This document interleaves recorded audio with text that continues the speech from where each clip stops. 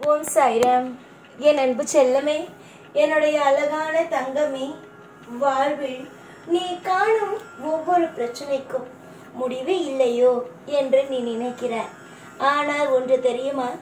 ஒரு பிரச்சனை ஆரம்பத்திற்கு முன்பே அதற்கான முடிவும் சேர்ந்துதான் வரும். புரிகிறதா? ஆனால் சில பேருக்கு வாழ்க்கையில் என்ன நடக்குது, ஏது நடக்குது ஒண்ணுமே தெரியாம பிரச்சனையை மட்டுமே தலையில தூக்கி வச்சுக்கிட்டு இருக்காங்க. ஆனா ஒரே ஒரு விஷயத்த மட்டும் நல்லா புரிஞ்சுக்கிட்டா இந்த உலகத்துல யாருமே கஷ்டப்படணுங்கிற அவசியம் இல்லை.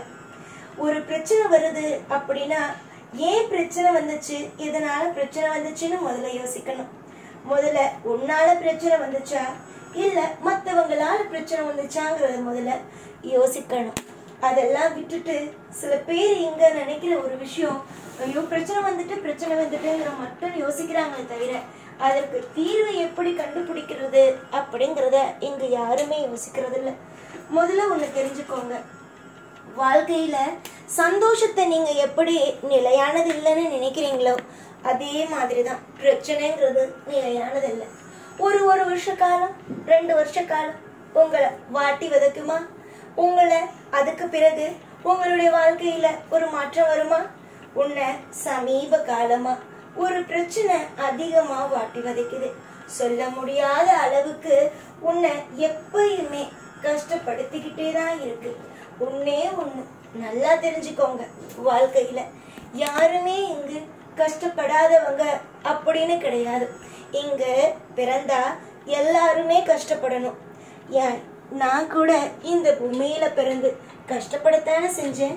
ஆனா என்ன, எல்லா கஷ்டத்துக்கும் ஒரு தீர்வு உண்டு. எல்லா விஷயத்தையும் நான் சரி செஞ்சேன். அதே மாதிரி உங்களுடைய வாழ்க்கையில இருக்கிற கஷ்டங்களுக்கும் நிச்சயமா இந்த சார் கூடிய விரைவாவே தீர்வுகளை கண்டுபிடிச்சு உனக்கு தருவேன்.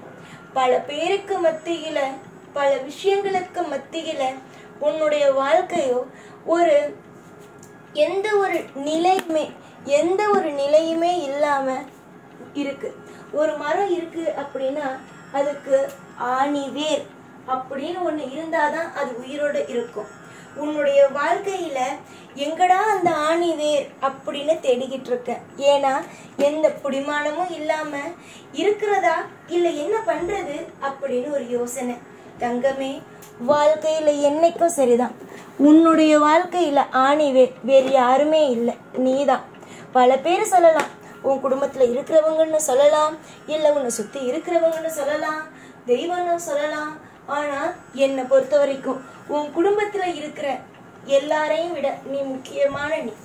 ஏன்னா எப்பயும் எல்லா விஷயத்தையும் குடும்பத்துக்காக பார்த்து செய்யற. இது உன்னுடைய குடும்பத்துல இருக்கிறவங்க புரிஞ்சுக்கலனா என்ன, கூடிய சீக்கிரமா புரிஞ்சுக்கிற மாதிரியான விஷயம் வரும். இப்ப கூட பாத்தீங்கன்னா குடும்பத்துல ஏகப்பட்ட பண பிரச்சனையோட இருக்கு. ஆனா எல்லா விஷயத்தையும் சமாளிச்சுதான் நீ கொண்டு வர.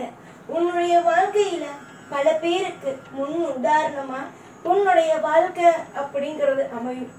இது வரைக்கும் உன்னுடைய வாழ்க்கையில எந்த பிடிமானமும் இல்லாம இருக்கலாம். ஆனா இப்போ நீ நல்லா தெரிஞ்சுக்கிட்டீல, உன்னுடைய வாழ்க்கையில பிடிமானங்கிறது யாரு, உன் குடும்பத்துல ஆணிவேர் அப்படிங்கிறது யாரு அப்படின்னு தெரிஞ்சுக்கிட்டீல. இதுக்கப்புறமாவது நிலையா யோசிக்கிறதுக்கு உன்னுடைய மனச தயார்படுத்திக்கோ. ஆசையா உன்னுடைய வாழ்க்கையில ஒவ்வொரு விஷயத்தையும் நான் செஞ்சுக்கிட்டு இருக்கேன். கூடிய விரைவாவே எல்லா விதமான கஷ்டத்தையும் எடுத்து எல்லா விதமான பயங்கரமான விஷயத்தையும் உன்னுடைய வாழ்க்கையிலிருந்து எடுத்து சந்தோஷமான விஷயத்தை கூடிய சீக்கிரமா உன்னுடைய வாழ்க்கையில வந்து நான் வைப்பேன். யாருக்கும் எப்பயும் நீ எந்த நிலைமையில நீ பதில் சொல்லணும் அப்படிங்கிற அவசியம் ஒரு நாளுமே இல்லை. வாழ்க்கையில நீ படும் அத்தனை விஷயத்திற்கும், நீ படுற அத்தனை விதமான கவலைக்கும் கூடிய சீக்கிரமா நீயே ஒரு நல்லதொரு தீர்வை நீயே காண்பாய். யாருமே உனக்கு உதவி செய்யல, யாருமே உனக்கு நல்ல விஷயத்த செய்யலன்னு அழுதுகிட்டு இருக்க. நீ அழ வேண்டிய பிள்ளை இல்லை, கொஞ்சம் யோசிக்க வேண்டிய பிள்ளை. நிறைய நாள் கவலையோடு வாழ்ந்து கவலையோடே இருக்கலான்னு முடிவு செஞ்சுட்டியா என்ன? விடுமா, உன்னை நிறைய பேர் சொல்லலாம், குடும்பத்துக்கு ஒண்ணுமே செய்யாம நீ இருக்க அப்படின்னு சொல்லலாம், குடும்பத்துக்கு நீ எதுக்குதான் இருக்க அப்படின்னு சொல்லலாம். ஆனா ஒண்ணு நான் மட்டும் உனக்கு சொல்றேன், யாரெல்லாம் உன்னை தேவையில்லாம கஷ்டப்படுத்தி உன்னை கண்ணீரை சிந்த வச்சு உன்னை வாழ்க்கையில நிம்மதி இல்லாம ஆக்குனாங்களோ அவங்க எல்லாமே வெக்கப்பட்டு தலை குனியிற அளவுக்கு உன்னுடைய வாழ்க்கையில மிகப்பெரிய ஒரு விஷயம் நடக்கத்தான் போகுது. ஆச்சரியம், அதாவது திடீர்னு ஒரு ஆள் வந்து உன் கையில ஒரு பரிசு கொடுத்தா எந்த அளவுக்கு சந்தோஷமா இருப்ப. அந்த நபர்கிட்ட இருந்து நீ எதிரே பார்த்திருக்க மாட்ட. ஆனா அந்த நபர் உன் கையில எடுத்துட்டு வந்து தரும்போது நீ எவ்வளவு பெரிய ஆச்சரியப்படுவ. அந்த மாதிரியான ஆச்சரியம் திடீர்னு உன் வாழ்க்கையில கிடைக்கத்தான் போகுது. அத பல பேர் பார்த்து வியக்கத்தான் போறாங்க. சில பேர் மனசுல இருக்கிறத நான் உனக்கு சொல்றேன். அதுவும் உன் சொந்தக்காரவங்க, உனக்கு தெரிஞ்சவங்க, இவங்க மனசுல எல்லாம் இருக்கிற ஒரு விஷயம் என்ன தெரியுமா? இவருடைய குடும்பம் வீணா போயிட்டு இதுக்கு மேல இவருடைய குடும்பம் தலை எடுக்க போறது கிடையாது. இவ எப்பயுமே நம்மளுக்கு கீழே தான் இருக்க போறா. எப்பயுமே இவ வாழ்க்கை முன்னேற போறது கிடையாது. நாளுக்கு நாள் இவ கஷ்டப்படுறத நம்ம பார்த்து ரசிக்கத்தான் போறோம்னு நினைக்கத்தான் செய்யறாங்க. ஆனா ஒன்னே ஒண்ணு, உன்னுடைய வாழ்க்கையில அவங்க எப்படி நினைச்சாங்களோ அதுக்கு நேர் மாறா, அதாவது நல்லபடியா நீ எப்படியெல்லாம் நினைச்சியோ, எந்த மாதிரி எல்லாம் வாழணும், எப்படியெல்லாம் உன்னுடைய குடும்பத்தை கரை சேர்க்கணும்னு நினைச்சியோ அதே மாதிரியே உன்னுடைய வாழ்க்கையில ஒரு நிம்மதிங்கிற ஒண்ணு வரத்தான் போகுது. உன்னுடைய வாழ்க்கையில பல செல்வங்களும் பல விதமான அற்புதங்களும் உன்னுடைய வாழ்க்கையில நீ பார்க்கத்தான் போற. அம்மா, நீ எதிர்பார்த்த தருணம் வரும் பொழுது இந்த மாதிரியான கவலையோடு இல்லாம சந்தோஷமா இருந்தா எனக்கு கொஞ்சம் சந்தோஷமா இருக்கும். என்னைக்குமே கவலைப்பட்டுக்கிட்டே இருந்தீங்க அப்படின்னா அந்த கவலைங்கிறது உங்களை ஆள ஆரம்பிச்சிடும். அதனால என்னைக்குமே கவலையோட இருக்காதீங்க. நம்பிக்கைய வளர்த்துக்கோங்க. எல்லா நாளும் இன்பமா இருக்கணும் அப்படின்னு நினைச்சுக்கோங்க.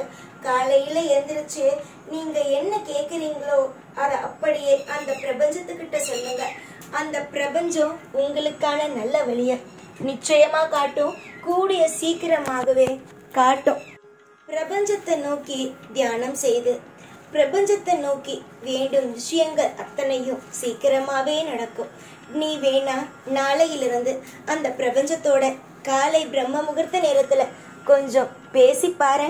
உனக்கு எவ்வளவு பெரிய மாற்றம், எவ்வளவு பெரிய திருப்பமெல்லாம் கிடைக்குதுன்னு. வாழ்க்கை என்னைக்கும் சுவாரஸ்யமே இல்லாத ஒரு வெறுமையா போகாது. திடீர்னு சுவாரஸ்யமே இல்லாத வாழ்க்கையில சுவாரஸ்யத்தை கொடுக்கும். அதுதான் இங்கு மிகப்பெரிய சூட்சமே. சிலர் நினைக்கலாம் நம்ம வாழ்க்கையில எதுவுமே நடக்கல, இனிமே வா எல்லாமே நமக்கு சாதகமா நடக்க போகுது அப்படின்னு. நினைக்காத நேரத்துல நினைக்காத விஷயத்த தருது தானே தெய்வத்துடைய வேலை. இதுவரைக்கும் எப்படி வேணாலும் உன் வாழ்க்கை அமைஞ்சிருக்கலாம், அது விதி. அதுதான் விதி. இனிமே இந்த விதி உன்னுடைய வாழ்க்கையில என்னென்னலாம் அற்புதத்தை செய்ய போகுது அப்படிங்கறத கொஞ்சம் காத்திருந்து பார்க்கலாமே. இதுவரைக்கும் அவசரமா ஒவ்வொரு விஷயத்தையும் செஞ்சுக்கிட்டு இருந்த. ஆனா இதுக்கு மேல அவசரமா எந்த விஷயத்தையும் செய்ய வேண்டாம். பொறுமையா இரு. இதுவரைக்கும் உன்னுடைய கடமைய நீ செஞ்சிட்ட. இதுக்கு மேல விதி தன்னுடைய கடமையை செய்யும். என்னைக்கும் எந்த நிலையிலும் இந்த சாய் உன் கூட தான் இருப்ப. எப்பயும் உன் கூடையே இருந்து உன்னை ஒவ்வொரு நாளும் அற்புதமா வாழ வச்சு எந்த ஒரு பயமும் இல்லாம சிரிக்க வச்சு உன்னை அழகு பார்ப்ப இந்த சாய்நாள். ஓம் சாய்ராம்.